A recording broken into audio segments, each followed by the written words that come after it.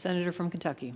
Reserving the right to object, my oath of office is to the U.S. Constitution, not to any foreign nation, and no matter how sympathetic the cause, my oath of office is to the national security of the United States of America. We cannot save Ukraine by dooming the U.S. economy.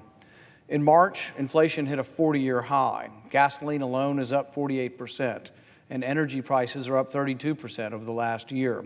Food prices have increased by nearly 9%. Used vehicle prices are up 35% for the year, and new vehicle prices have increased 12% or more. Yes, inflation doesn't just come out of nowhere, it comes from deficit spending. The United States spent nearly $5 trillion on COVID-19 bailouts, leading to one of the highest and most sustained levels of inflation in U.S. history. Americans are feeling the pain, and Congress seems intent only on adding to that pain by shoveling more money out the door as fast as they can. This bill under consideration would spend $40 billion. This is the second spending bill for Ukraine in 2 months, and this bill is 3 times larger than the first. Our military aid to Ukraine is nothing new, though. Since 2014, the United States has provided more than $6 billion in security assistance to Ukraine, in addition to the $14 billion Congress authorized just a month ago. If this bill passes, the U.S. will have authorized roughly $60 billion in total spending for Ukraine. For those who say this is not enough, for those of you in this chamber who say that our military spending is never enough, let's put $60 billion into perspective. According to Elias Youssef, a security assistant at the Stimson Center, Kiev would become the largest yearly recipient of U.S. military aid of the past 2 decades. Except for the top 5 countries, $60 billion is more than every other country in the world spends on their entire military expenditures. If this gift to Ukraine passes, our total aid to Ukraine will almost equal the entire military budget of Russia. And it's not as if we have that money lying around. We will have to borrow that money from China to send it to Ukraine. The cost of this package we are voting on today is more than the U.S. spent during the first year of the U.S. conflict in Afghanistan. Congress authorized force, and the president sent troops into the conflict. The same cannot be said of Ukraine. This proposal towers over domestic priorities as well.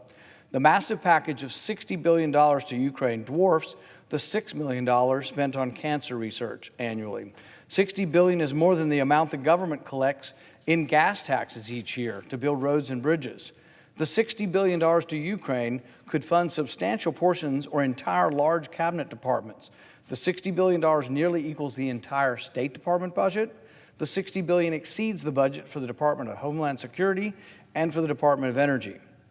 And Congress just wants to keep on spending and spending. Our allies and partners have sent aid to Ukraine. Some of them even broke long-standing traditions by sending military assistance. Germany, Poland, the United Kingdom, and others are stepping up to defend Ukraine like never before. In other words, it's not all about us. It isn't that we always have to be the Uncle Sam, the policeman that saves the world, particularly when it's on borrowed money.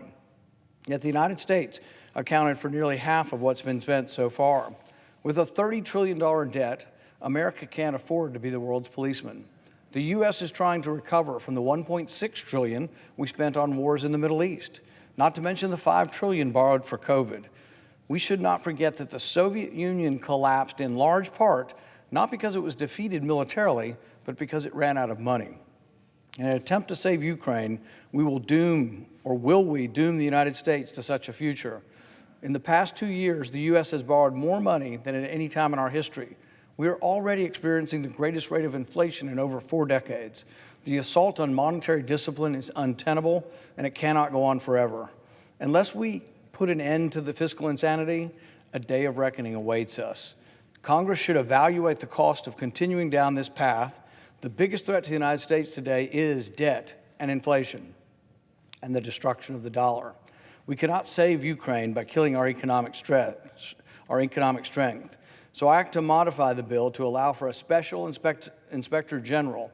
This would be the inspector general that's been overseeing the waste in Afghanistan and has done a great job. So therefore, I ask the senator to modify his request so that the Senate proceed to the immediate consideration of Calendar 368 H.R. 7691. Furthermore, that the Paul Amendment at the desk be considered and agreed to, the bill as amended be considered read a third time, and the Senate vote on passage of the bill as amended with a 60 affirmative vote threshold for passage.